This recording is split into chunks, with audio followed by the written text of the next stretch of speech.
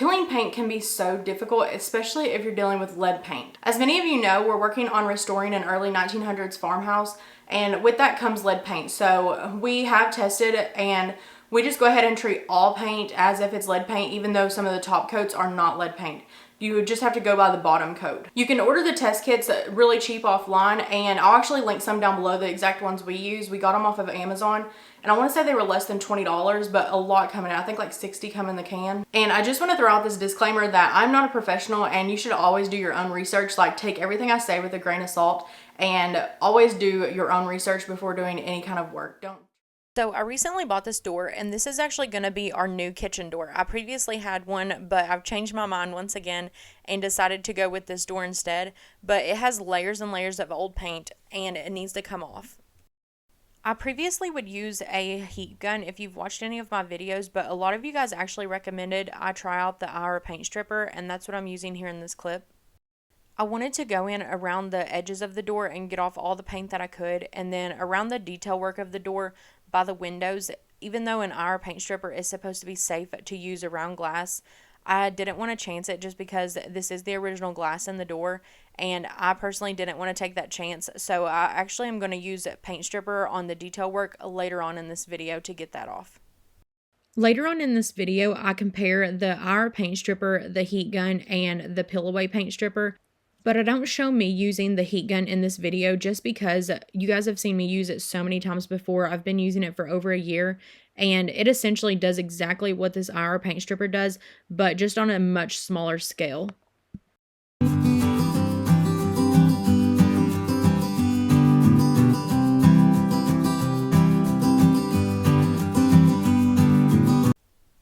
This is the same door. After I finished peeling the paint on the other side, I flipped it over and started peeling it on this side. And as you can see, I went ahead and put a small patch of the paint stripper and have a little test area going on the top of the door. Typically, I would wear a mask whenever I'm peeling the lead paint, but this IR paint stripper, it's actually supposed to not get hot enough to vaporize the lead paint, or the lead in the paint, so that's why I'm not wearing a mask.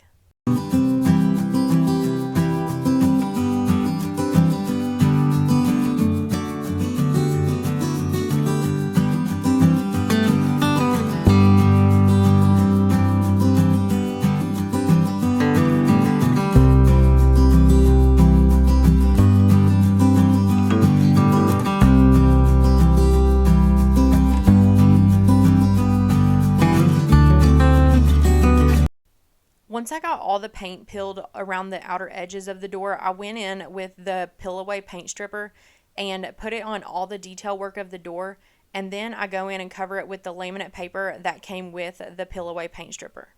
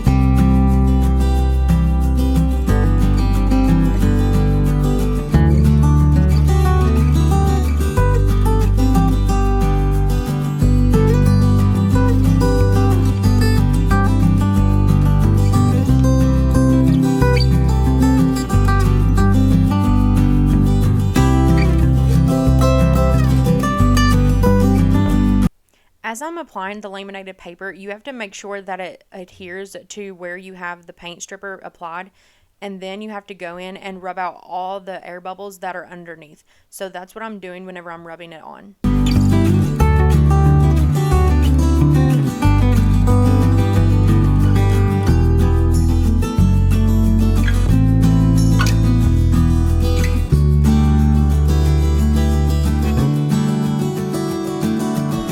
At this point, the paint stripper had been on for about 48 hours, and I was doing a little test spot to see if it was going to come off like I had hoped, and it just wasn't coming off. So I go ahead and apply a thicker coat and cover it back up and let it sit until the 52-hour mark. So it was now much later, and the paint stripper had been on about 52 hours at this point. And at this point, this is whenever I realized that I had completely messed up and did not put the paint stripper on thick enough the first time I put it on. Because the spot that I went in and added paint stripper earlier in the day, it came off perfectly fine and took it down to bare wood. Even if I tried using the scraper to peel the paper and the paint at the same time, it just wasn't working.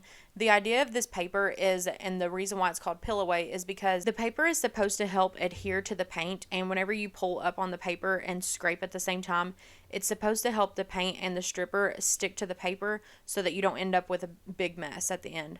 But I did not put it on thick enough, and also I found that the paper, it doesn't really work on the detail areas. You'll see on the flat part of the door where I did a little test spot, it works perfectly in that spot, but not on the detail work. So that was my first mistake, and I think it's user error because it obviously does work. It's just user error of me not putting enough paint stripper. So if you do this and you think you have enough paint stripper, add extra paint stripper because you do not have enough. You can never have too much. The reveal of this door will actually not be in this video. It'll be in the next video because I actually ran out of the laminated paper and I need to do the paint stripper on this door one more time on the detail work, but I have to wait on the paper to come in the mail. But I wanted to go ahead and get a video up for you guys, so the reveal will be in the next video and not this one. Now that we've tried all three products, I want to go ahead and go over all the pros and cons, and if I don't mention any in this video, but I think of them later on, I'll add them to the screen, so just make sure you read what I type out on the screen in case I add any extras. And I do just want to say that I'm not sponsored by any of these companies or products to be saying any of this. I bought everything with my own money. So we'll start with the heat gun first, because that was the first tool that I started out with, and I absolutely loved it. I still do love the heat gun. It has its purposes and its place to be used. The first pro about the heat gun is that you can change the temperature setting. The biggest issues with removing lead paint is if you vaporize the lead in it, and also if you turn it into a dust that can then be breathed in. So the heat gun has two settings, and as long as you use it on the low setting, the specific one that I use, every heat gun is differently, but the Wagner heat gun that I use, it doesn't reach a high enough temperature to vaporize the lead. Another pro of the heat gun is how cheap it is. The specific one that I use, it's about $25, so it's affordable for everyone. Another pro for the heat gun is it's easier cleanup because as soon as you peel it off, it does start to harden back up and it turns into like crunchy flakes. They're just easy to sweep up at the end. You don't have to worry about if it gets on something it's gonna stain or strip or or stick to the floor or anything like that. I've never had any problems with that. Another pro with the Wagner heat gun is you can use almost any tool with it. It doesn't have to be extremely sharp. I just use a mud knife. I think it works much easier than some of the other scrapers that I've used. Another pro of the heat gun is that it is very light. I can use it for 4 hours and I don't have to take a break. My arms don't get tired. It's extremely light and easy to hold, and it's comfortable to hold. I think it's more comfortable than our paint stripper. Now let's go over the cons. The cons are that it covers a small surface area. As you can tell, the tip of this is so small. So whenever you're using the heat gun, you have to hold it in one spot forever. But once you get used to using it, you can get in a rhythm with it and you can go ahead and start heating the next spot as it's peeling off. It makes it go a lot quicker. It does take about 4 hours to do one side of an entire door. So it is very, very time consuming. But one thing that I've found with peeling paint or removing lead paint is there is no quick and easy fix. Like, it is time consuming work. So okay, next we'll go over our paint stripper, and from what I've gathered, again, do your own research, but from what I've gathered, the difference between the heat gun and our paint stripper is that the heat gun heats from the top layer of the paint down to the bottom layer, and our paint stripper is opposite of that. So it heats from the bottom layer of paint and works its way up. Our paint stripper does awesome if you are dealing with multiple layers of paint, at least 2 or more. If you're working with 1 layer of paint, I do not recommend it because I could not get it to remove 1 layer of paint for anything. I don't know why, but I've tried it on several different things, and the 1 layer of paint, it will not remove. It just cakes it up, and it's almost like it bakes it back on in a way, because it'll bubble up, but when you go to scrape it, it won't scrape off. It just comes off in like little patches and you really have to scrape. A lot of people ask if the Hour paint stripper or the heat gun is a good technique to remove stain, and I honestly don't recommend it. As you can see here, it is scraping off a little bit of the stain, but it doesn't do like you would hope, and I think that it's just much easier to do it by sanding or some other form of getting it off. Another pro of the Hour paint stripper is that it is much quicker to remove paint if you're working with multiple layers. Like I said, it covers a much larger surface area. This is the Hour paint stripper, and as you can tell, I'm really rough on my tools and it's held up with me. So far it's doing pretty good. But here's the difference in the size. This is huge compared to the Wagner heat gun. So that is why this one is so much faster. Because honestly, speed time as far as which one heats up the paint better or faster, I really did not see a difference. The only difference is that this can cover more area at one time. But overall, this is a lot faster than the Wagner heat gun. Another pro for the Hour paint stripper is that it's a cleaner method of removing paint, because whenever you scrape it off, it immediately starts to cool and it hardens up. They're easy to clean up. So now we'll talk about the cons of the Hour paint stripper, and I think it has a lot of cons, but also it does work really fast. So I do plan on continuing to use my Hour paint stripper, but it does have a lot of cons. Okay, so the first con is that this is much heavier than the Wagner heat gun.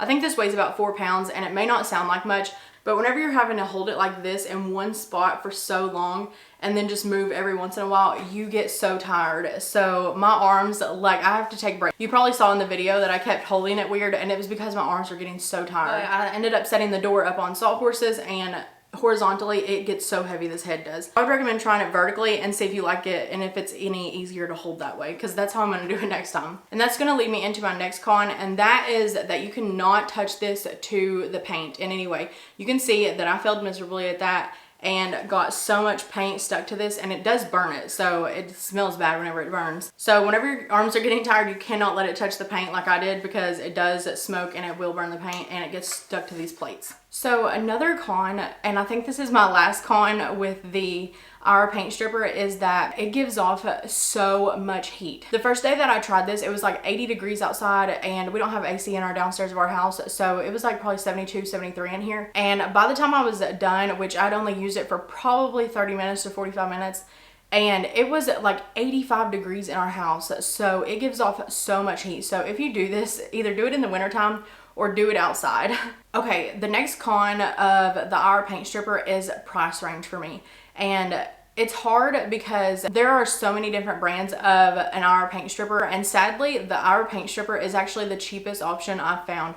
All the rest of them can go up to hundreds to even thousands of dollars, and that is just not in my price range. So I bought this one because it was the cheapest, but it had pretty good reviews, and it was still $115, which that's a lot for me. I don't know if it is for you. So I don't like spending that much money on tools. So it was a lot of money for me to spend on this, and it is the cheapest option for an Hour paint stripper though.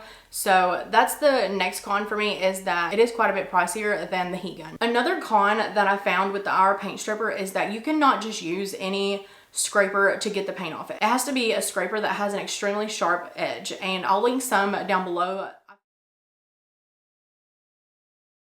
So now we'll move on to the paint stripper, and the paint stripper, I've never liked any paint stripper, so I had to figure out something though, because if you can tell in the cracks of these doors, all this paint I cannot get out. And if I use the heat gun or the Hour paint stripper, those do get hot enough that if you have raw wood, they burn your wood. So that is a con with both of them, but usually you can sand it out. But in this area right here, I have nothing that can get down in there and conform to sand that out. I've tried the foam sanding pads. They just don't work to this contour. So I had to figure out something that would work in these cracks to get rid of all this paint. And so that is what made me want to try the paint stripper. So we use the Pillaway paint stripper, and it is kind of pricey. It's like $63. I think it was for a gallon, maybe a gallon and a quarter.